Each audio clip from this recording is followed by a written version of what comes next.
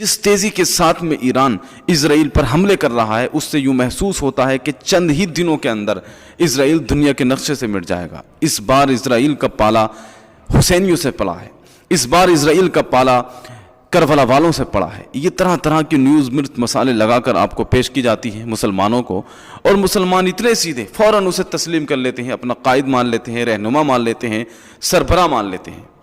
Status لگائے جا رہے ہیں، اسٹوری لگائی جا رہی ہیں، ریلز بنائی جا رہی ہیں، نعتیں لگائی جا رہی ہیں۔ مسلمانوں کی دنیا میں نیا ایک رہنما نکلا، اور اصل خبر کیا ہے معلوم نہیں، حقیقت کیا ہے معلوم نہیں۔ تو آئیے میں ایران کا یہ کیا معاملہ ہے اور کیوں اٹیک کیا اس نے، اٹیک کی کیا حیثیت ہے، میں آپ کو بتاتا ہوں، ذرا اس سچائی کو بھی آپ سننے کی کوشش کیجئے۔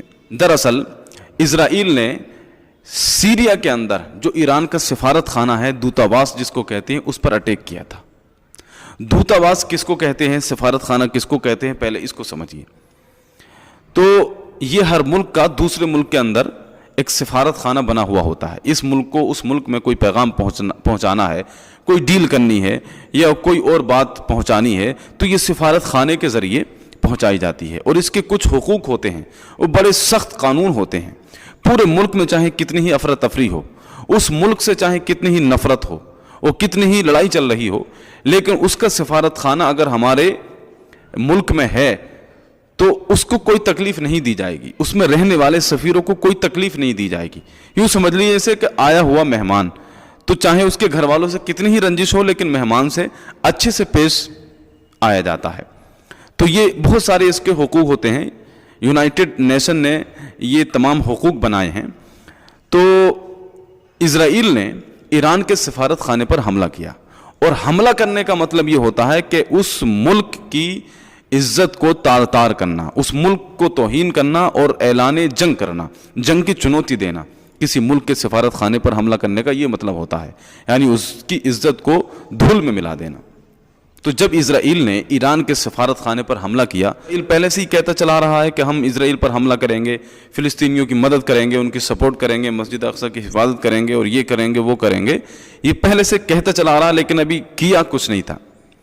لیکن اب اس کے سفارت خانے پر حملہ ہو گیا، اب عزت کی بات آ گئی، ناک کی بات آ گئی۔ اب بھی اگر کچھ نہیں کرتا تو تھو تھو ہو رہی تھی ہر جگہ سے، تو اس نے ایک معمولی سا اٹیک اسرائیل پر کرایا، اور یونائٹڈ نیشن کے مطابق اس اٹیک پر کسی طرح کی کوئی پوچھ تاچھ نہیں ہوتی ہے، یعنی کسی کے دودتاواس پر حملہ کیا گیا اور جواباً وہ اس ملک پر حملہ کرے تو یونائٹڈ نیشن اس کے بارے میں اس سے کوئی پوچھ تاچھ نہیں کرتا ہے۔ اس کے بعد اگر جنگ بڑھتی ہے تو اس کی پوچھ تاچھ ہوتی ہے، لیکن اگر اس کے دودتاواس پر حملہ کیا گیا ہے تو اس کا یہ حق ہے کہ ایک بار وہ اٹیک کر سکتا ہے۔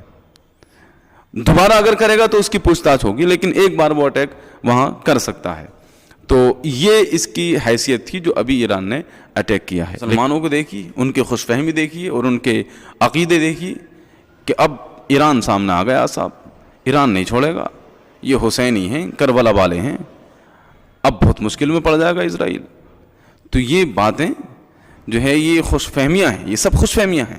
اللہ تعالیٰ سے دعا ہے فلسطینیوں کی مدد فرمائے اور مسلم ممالک کو اتنی جرأت اور ہمت عطا فرمائے جو فلسطینیوں کے حقوق کے لیے لڑ سکیں۔ السلام علیکم ورحمۃ اللہ وبرکاتہ۔